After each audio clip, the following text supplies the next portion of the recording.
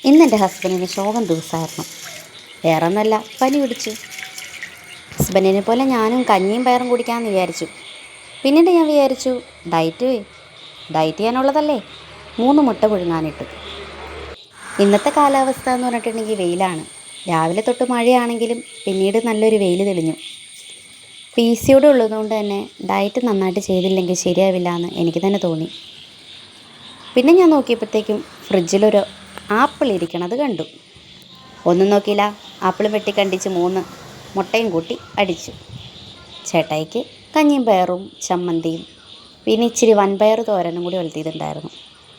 ഇച്ചിരി ചൂടുവെള്ളവും കൊടുത്തു. അങ്ങനെ ദിവസം കഴിഞ്ഞുപോയി. നേരെ ആശുപത്രിയിട്ട് വിട്ടു. പനി കൂടുതലായതുകൊണ്ടും ശ്വാസം മുട്ടുള്ളതുകൊണ്ടും ആശുപത്രിയിൽ പോയി മരുന്നെടുത്തേ പറ്റത്തുള്ളൂ. പിന്നീടാണ് ഈ വെയിറ്റിംഗ് മെഷീൻ കണ്ടപ്പോൾ വെയിറ്റ് ഒന്ന് നോക്കിയേക്കാമെന്ന് വിചാരിച്ചു. എന്തായാലും വെയിറ്റ് നല്ലോണം കുറഞ്ഞിട്ടുണ്ട്. അത്രേ ഉള്ളൂ. Bye bye.